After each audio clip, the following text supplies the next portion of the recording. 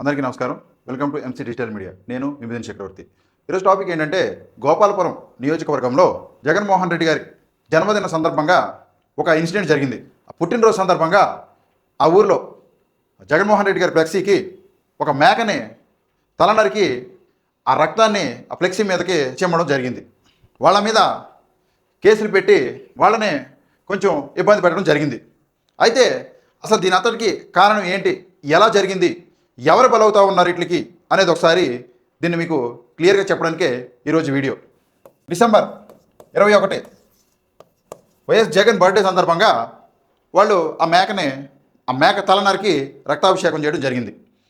అయితే దీనికంటే ముందు వాళ్ళు ఒక ఫ్లెక్సీ అరేంజ్ చేయడం జరిగింది. అసలు కారణం ఆ యొక్క ఫ్లెక్సీ దగ్గర నుంచే స్టార్ట్ అయిందని చెప్తా ఉన్నారు. మరి ఆ ఫ్లెక్సీ ఏం పెట్టారు అనేది ఒకసారి మీకు చూపిస్తాను. నేను ఇప్పుడు మీకు ఇక్కడ కనిపిస్తూ ఉందా, 2029లో గంగమ్మ జాతరే రప్పా రప్ప. ఏమని రాశారు? 2029లో గంగమ్మ జాతరే రప్పా రప్ప. ఇది ఒక సినిమా డైలాగ్ బహిరంగంగానే, కానీ అది ప్రతిపక్ష నేత జగన్మోహన్ రెడ్డి గారి నోట రాబట్టి అది అంత కాంట్రవర్సీ అయింది. ఇలాంటి డైలాగులే హింసను మరింతగా ప్రేరేపించే, కళ్ళకు కట్టినట్టు చూపించే డైలాగులు ఎన్నైనా కానీ, సీన్లు ఎన్నైనా కానీ సినిమాలో ఎన్నో చూపించినా ప్రాబ్లం లేదు. నిజ జీవితంలో అది కూడా ఈ యొక్క ప్రతిపక్ష నేత జగన్మోహన్ రెడ్డి గారి నోట రాబట్టి అది కొంచెం వైరల్గా మారింది.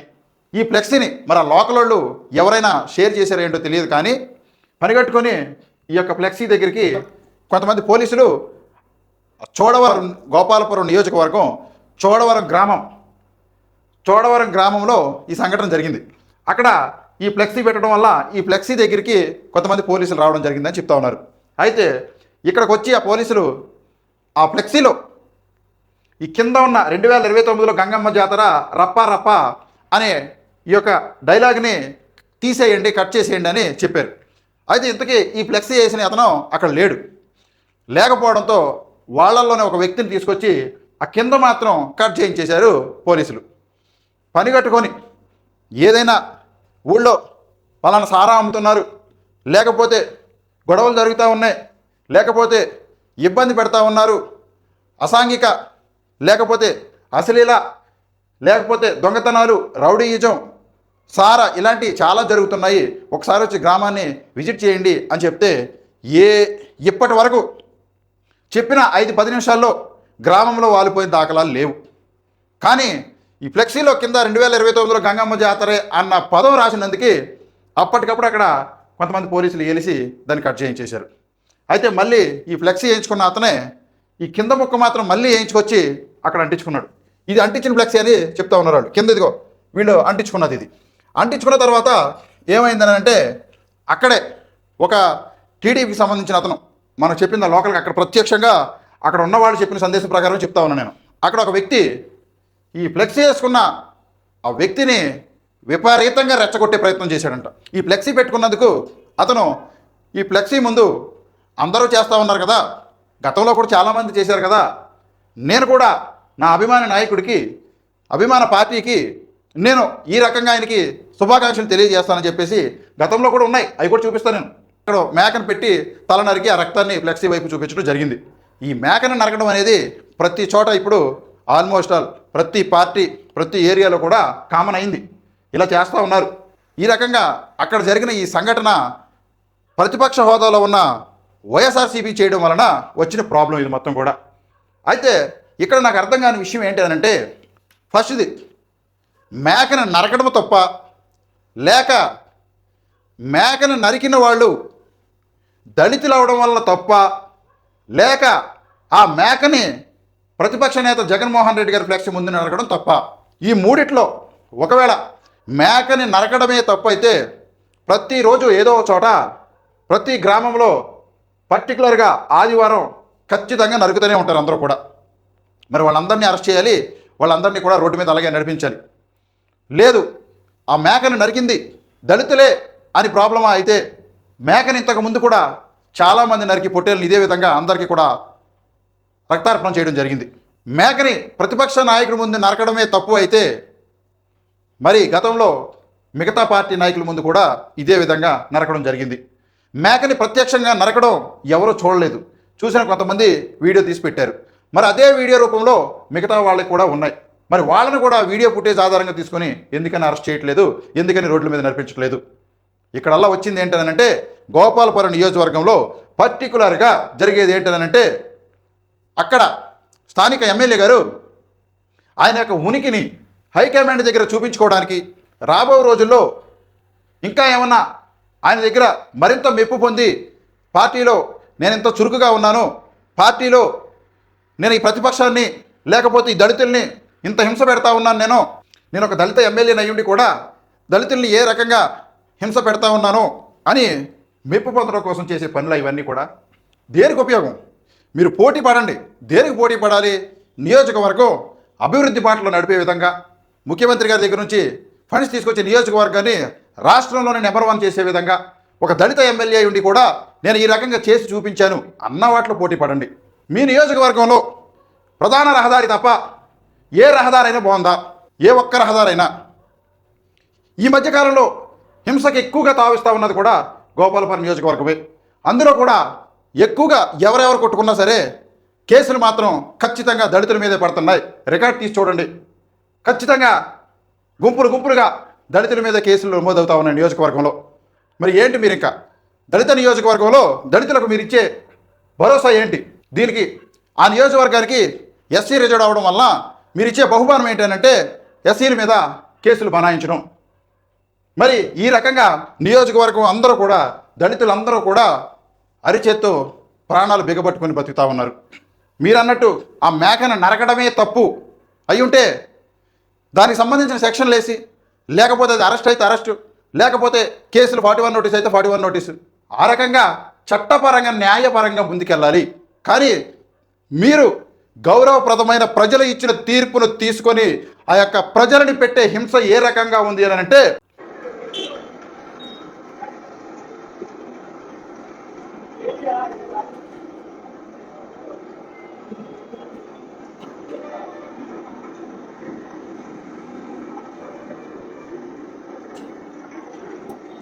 ఎలా నడుస్తున్నారు చూసారండి. పాపం ఏమంత తప్పు చేశారండి వాళ్ళు?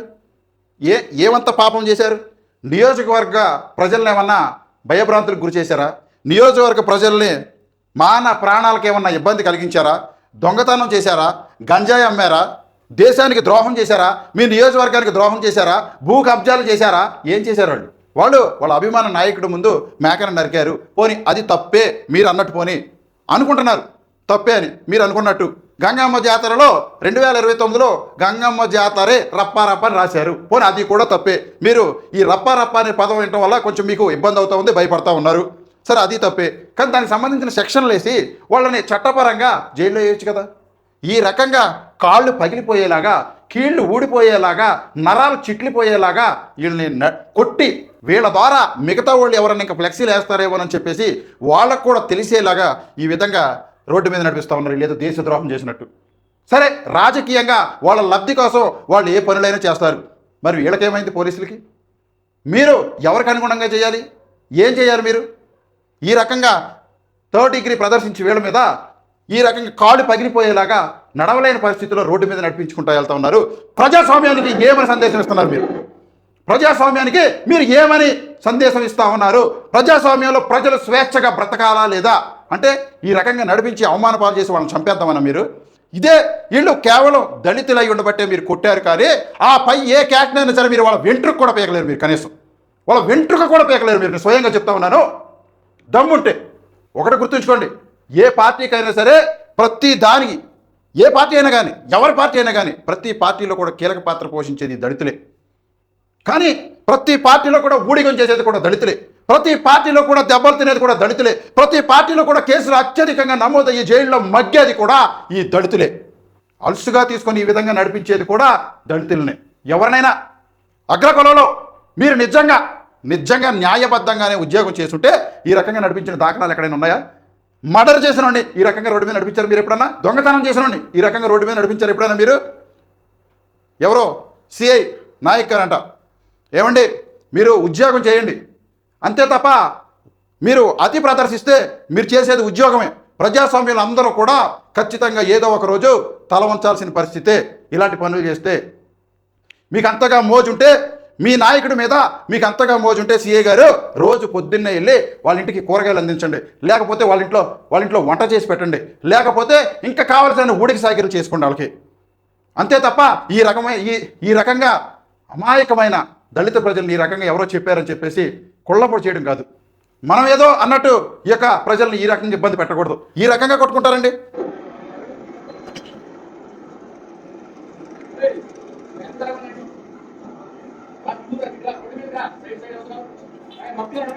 ఇలా కొట్టి రోడ్డు మీద ఈ రకంగా నడిపిస్తారు. అసలు ఎక్కడన్నా ఉందా? ఏది ఫ్లెక్సీ ముందు ఒక ఫ్లెక్సీలో రప్పా అని రాసినందుకు, ఫ్లెక్సీ ముందు మేకని నరికినందుక, ఇంత మనిషి తలకాయ నరికినా సరే ఈ రకంగా రోడ్డు మీద ఈ రకంగా దారుణంగా ప్రదర్శించలేదు కదండి. మటర్ జరిగినా ఈ రకంగా బయట నడిపించలేదు ఎప్పుడు కూడా. దేనికోసం ఇవన్నీ కూడా ఎవరి మెప్పు కోసం చేస్తూ ఉన్నారు? సిఐ గారు మీ మెప్పు కోసం మీరు చేస్తూ ఉన్నారు, ఆయన మెప్పు కోసం ఆయన అక్కడ చూపించుకోవడానికి ఆయన చేస్తూ ఉన్నారు. అల్టిమేట్గా బలయ్యేది ఎవరైనంటే ఈ దళిత ప్రజలే. మొదటి తప్పుగా జైల్లో పడేయండి, పోని ఓ 15 రోజులకు 20 రోజులు నెల రోజులకు బెయిల్ తీసుకొని వస్తారు. అది కాకుండా ఒళ్ళంతా హోనం చేసేసి కొల్లబొడి చేసి వాళ్ళని ఈ రకంగా రోడ్డు మీద బహిరంగంగా అవమానపరచడానికి మీరు చేసే చర్యలు ఇవన్నీ కూడా ఇదే ఆసరాగా తీసుకొని వాళ్ళు రేపొద్దున ఏదైనా చేసుకుంటే దానికి ఆ కుటుంబానికి మీరు బాధ్యులుగా వహిస్తారా? మీరు పోషిస్తారా? ఎవరు చెప్పారు ఈ రకంగా నడిపించమని? ప్రజాస్వామ్యంలో ఉందా ఇది?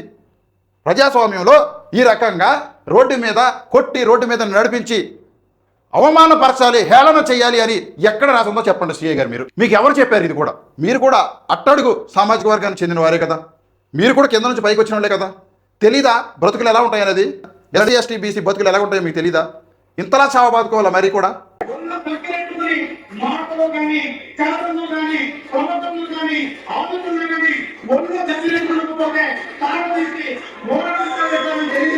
ఈయన స్థానిక ఎమ్మెల్యే అక్కడ గోపాలపురం మద్దిపాటి వెంకటరాజు గారు తాడ తెస్తా, తోలు తెస్తా, పేగులు మెళ్ళ వేసుకుంటా ఏంది ఏమైనా మాసం కొట్టి నడుపుతా ఉన్నాడు? ఈయన ఏమన్నా ప్రజాస్వామ్యంలో ప్రజల చేత రాజ్యాంగపరంగా ఎన్నుకోబడ్డ ఎమ్మెల్యే గారు బహిరంగంగా ప్రజా మీటింగ్లో తోలు తెస్తా, చర్మం తెస్తా, పేగులు మెళ్ళ వేసుకుంటా ఇవా చెప్పేది?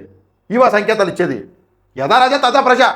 మీరేం సంకేతం ఇస్తా ఉన్నారో వాళ్ళు కూడా అదే మాట్లాడుతూ ఉంటారు. మరి మీరు తోలు తెస్తా, తాడు తెస్తారంటే ఎవరెలా ఊరుకుంటారు? వాళ్ళు అదే అంటారు కదా. మరి ఏం సంకేతం ఇస్తున్నారు మీరు? మరి మీరు మాట్లాడిన మాటలు ఏంటి? అవి కరెక్టేనా మాటలు? దేనికి ఇవన్నీ కూడా సంకేతాలు? రెచ్చగొడతాను దేనికి? ఎవరు అల్టిమేట్గా ఎవరు కోల్పోతున్నారు ఇక్కడ అంటే అందరూ బాగానే ఉన్నారు, కానీ కేవలం ఈ యొక్క అమాయక దళిత మాలమాదిగలు మాత్రమే జైళ్లలో మగ్గుతూ ఉన్నారు, కాళ్ళు కీళ్ళు ఊడిపోయేలాగా బలవుతూ ఉన్నారు పోలీస్ దెబ్బలకి.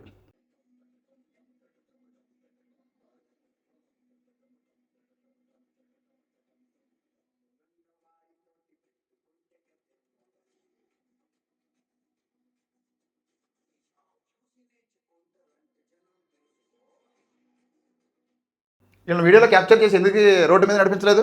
ఎందుకని కొట్టలేదు? వీళ్ళ మీద ఎందుకు కేసులు బుక్ చేయలేదు? ఎందుకని? వాళ్ళు మీలో భాగస్వామ్యమనా, లేకపోతే వాళ్ళు ఏమైనా అగ్రకులాలనా?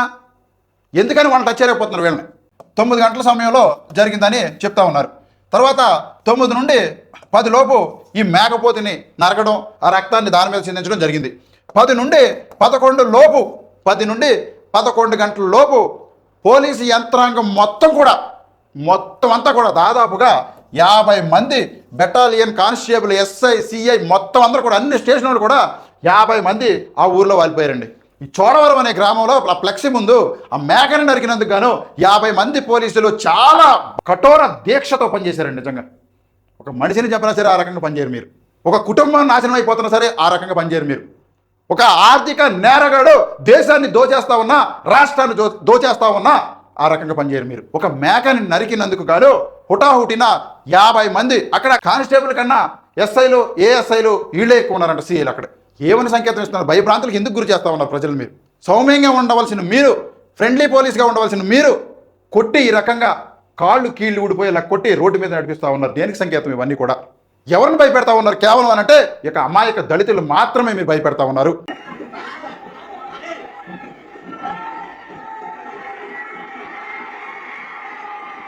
దేనికండి నడిపించారు? వీళ్ళందరినీ అదే విధంగా కొట్టి రోడ్డు మీద నడిపించారు మీరు? నాయక్ గారు మీరు వెళ్ళి వీళ్ళందరినీ రోడ్డు మీద అదే రకంగా నడిపించారా? కొట్టి అరికాళ్ళు పగిలిపోయేలాగా, మోకాళ్ళు ఊడిపోయేలాగా, సచ్చేలాగా వాళ్ళని కొట్టి అదే సెంటర్లో నడిపించారు మీరు? ఇక దమ్ముందని నడిపించే దమ్ము చేయగలరా? అంటే వాళ్ళు ఎవరు చెప్తే వాళ్ళని నడిపించాలి, అంతేనా? పోలీసు వారు, మరీ ముఖ్యంగా ఇందులో కీలక పాత్ర పోషించిన నాయక్ గారు, సిఐ నాయక్ గారు, ఎల్లకాలం ఒకటే ప్రభుత్వం కాదు, మీరు ప్రభుత్వాలు చూసి నడపకూడదు, రాజ్యాంగబద్ధంగా నడవాలి. మీరు ఏ ప్రభుత్వం మారినా మీరు సీఐగానే ఉంటారు. ఏ ప్రభుత్వం మారినా మీ మీదకి తెల్ల చొక్కా రాదు, అదే కాకి చొక్కా ఉంటుంది, అదే నెత్తి మీద టోపీ, మీకు నడుము బెల్ట్, బూట్లు, ఇదే ఉంటుంది మీ తీరు. అంతే తప్ప మీ మీదకి తెల్ల బట్టలు రావు. మీరు గుర్తుంచుకోండి ఒకసారి. ఉద్యోగం చేయండి, రాజకీయం కాదు, ఊడికి సాకిరి కాదు. ఇక్కడ అందరికీ కనిపిస్తూ ఉందంటే ఏంటంటే మీరు చేసింది ఉద్యోగం కాదు, బానిసత్వంలా కనిపిస్తూ ఉంది. ఇవన్నీ కూడా ప్రజలు చూస్తూ ఉన్నారు. ఎవరు ప్రేరేపిస్తూ ఉన్నారు, ఎవరు నడిపిస్తూ ఉన్నారు? దమ్ముంటే అదే గోపాలపురం నియోజకవర్గంలో ఇక మీదట ఇదే ఎంసీ డిజిటల్ మీడియా ప్రతి తప్పుని కూడా ఎత్తి చూపిస్తుంది. దమ్ముంటే వాటిని ఛాలెంజింగ్గా తీసుకొని పరిష్కరించే దిశగా చేయండి. నేను ఏ రోడ్డు చూపించినా ఆ రోడ్డు పోసే దిశగా ఇదే యుద్ధ ప్రాతిపదికన యంత్రాంగం మొత్తం కూడా దిగి ఆ రోడ్లు పోయించే దిశగా చేయండి. ఎక్కడ అవినీతి జరుగుతుందో నేను చూపిస్తాను. ఇదే యుద్ధ ప్రాతిపదికన వాళ్ళ సమస్యలు పూర్తి చేసి అవినీతి ఎంప్లాయీలని తీసేసే దిశగా చేయండి. కేసులు పూర్తవక వాళ్ళని పెట్టిన హింసలకి స్టేషన్ చుట్టూ తిరుగుతూ ఉన్నారు, వాటన్నిటికీ కూడా స్టేషన్లో మాట్లాడి పరిష్కారం చేసే దిశగా చేయండి. మీరు ఇలా అమాయక దళితుల్ని కొట్టి కీళ్ళుడిపోయేలాగా చేసి రోడ్ల మీద నడిపించడం వల్ల మీకు మీ అధికారులు, మీకు మీ పైనున్న నాయకుల యొక్క మన్నలను మెప్పులు పొందుతారేమో కానీ ప్రజల మన్నలను అయితే ఎట్టి పరిస్థితులను పొందరు.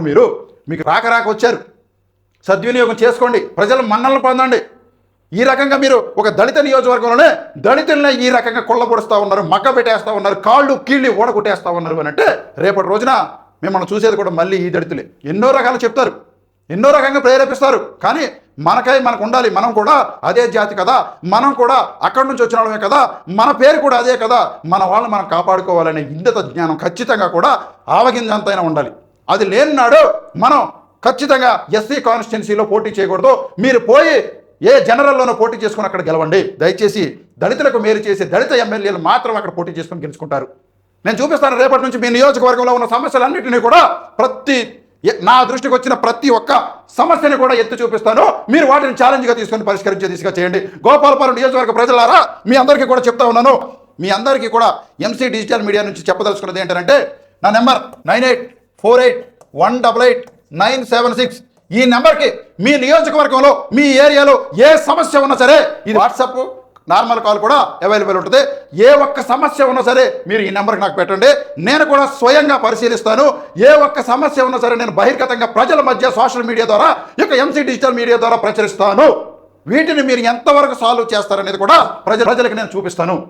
అప్పుడు తేల్చండి మీ దమ్ ఏంటనేది, మీ పలుకుబడి ఏంటనేది, మీ వ్యవహారం ఏంటనేది అట్లో తేల్చండి. అంతే తప్ప ఇట్లా అమాయక ప్రజల మీద కాదు. శిక్షించండి, నేను కాదా అనట్లేదు. అందరూ కూడా చట్టానికి లోబడే ఉండాలి, కానీ చట్టానికి అనుగుణంగా చేయాలి. చట్టంలో కొన్ని చెప్తా ఉన్నాయి, వాటికి అనుగుణంగా వెళ్ళాలి. మీ సొంతంగా కొట్టి రోడ్ల మీద నడిపించి అవమానపరంగా, అవహేళన పరంగా హేళన చేస్తూ అవమానాలు గురి చేసి ఎందుకని ఇవన్నీ కూడా? ఏ ఒక్క ప్రభుత్వ పరంగా నేను ఇలా ఇబ్బంది పడతా ఉన్నాను, పోలీసు వ్యవస్థ పరంగా నేను ఈ రకంగా ఇబ్బంది పడతా ఉన్నాను, నేను ఎన్ని మార్లు కూడా స్టేషన్ చుట్టూ తిరిగినా సరే నాకు రెస్పాండ్ కావట్లేదన్న ప్రతి ఒక్కరు కూడా ఈ నెంబర్కి వాట్సాప్ చేయండి మీ యొక్క ఇబ్బందిని, సమస్యని. మీ గ్రామంలో పలానా ఇలా ఇబ్బంది పడుతున్నాము, ఈ డ్రైన్ ద్వారా ఇబ్బంది పడుతున్నాం, ఈ రోడ్డు ద్వారా ఇబ్బంది పడుతున్నాం, ఈ నాయకుడి ద్వారా ఇబ్బంది పడుతున్నాం, ఈ అధికారుల చేత మా పనిలోకి ఇబ్బంది పడతా ఉన్నాం, మమ్మల్ని లంచం అడుగుతూ ఉన్నారు, ఇలాంటి ఏ సమస్యలు ఉన్నా సరే, ప్రభుత్వం తరపున అధికారుల తరపున సరే ఏ సమస్య ఉన్నా సరే ఈ ఎంసీ డిజిటల్ మీడియాకి పంపించండి. వీళ్ళ కథ ఏందో మనం తీరుద్దాం. అప్పుడు ఏ పార్టీ చేసి చూపిస్తారో యుద్ధ ప్రాతిపదికన ఆ రోజు 50-100 మంది వచ్చి వాళ్ళని కొట్టి రోడ్డు మీద ఏ విధంగా నడిపించారో అదే యుద్ధ ప్రాతిపదికన ప్రజల యొక్క సమస్యలు తీరుస్తారో లేదో చూద్దాం మనం. జై భీమ్.